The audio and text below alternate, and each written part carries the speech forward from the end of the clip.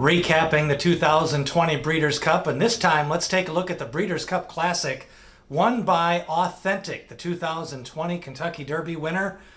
And he put on a powerful effort on the front end, going pretty much wire to wire. And there was a little bit of speed coming into this race. You weren't quite sure between Authentic and possibly maybe a little bit of Global Campaign or eventually Maximum Security from that outside post position. But right away, Authentic was able to dictate the pace. He was able to cruise off to an early lead. The other speeds elected to lay a little bit back, and Authentic went wire to wire to wrap up a third Grade 1 victory. He won the Grade 1 Haskell, the Grade 1 Kentucky Derby, ran second in the Preakness, and now closes off the year with a 2020 Breeders' Cup Classic victory. Authentic has been retired. We do have a video up about that, his career, if you want to watch that. But this race was kind of all about the pace pressure and lack of that on the front end, and that allowed Authentic to get the lead. And Authentic had worked out well since the close Preakness loss and came onto the track, onto the muscle. You know, I think really with the other horses in this race, a lot of people anticipated maybe Tom's Day Tot could end up getting a kind of a pressing type trip and maybe make a little bit of the move going into the turn.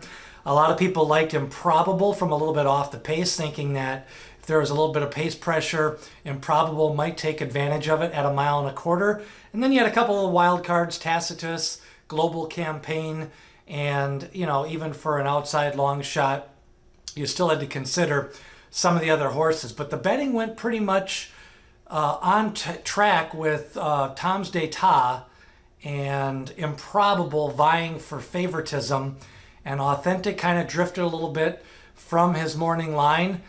Tiz the Law got a lot of play. He went off the official favorite in the race, and I think people were expecting a stronger effort from Tiz the Law, especially after the 60 days rest after the Kentucky Derby. But Tiz the Law really was never really a factor in this race.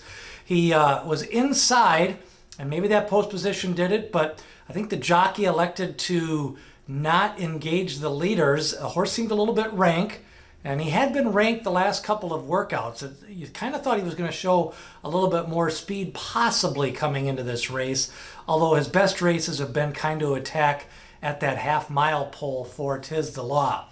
So Tiz the Law, kind of a disappointing run. Tom's Day Ta never really got involved in the action. And the only real late runners were Global Campaign and Tacitus. And we'll see what happens with those two. Global Campaign looks like he's going to be retired. And then Tom's Day Ta has been retired. Authentic has been retired. Still no word officially yet on Tacitus. But Tiz the Law will be pointing for a 2021 campaign. And he's probably going to start that in the Pegasus World Cup at the end of January at Gulfstream Park. So on the racing front, kind of a disappointing climax to the race. I think there was a lot of anticipation coming into it, but Authentic really just went to the lead, set strong fractions. The Beyer speed figure initially came up a 109, but they somehow didn't get the fractions and the final time when the race was run.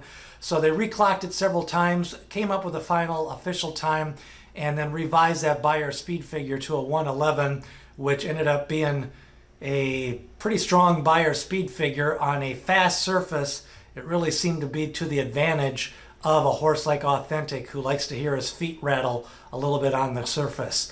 So that's a look at the Breeders' Cup Classic. What did you think of Authentic's win? Any thoughts on Tiz the Law? Does he have a chance to maybe improve in 2021? And what's next for Tacitus? Will he race in 2021? Ring that bell for notifications and click subscribe. Share this video with your horse racing friends as we recap the 2020 Breeders' Cup.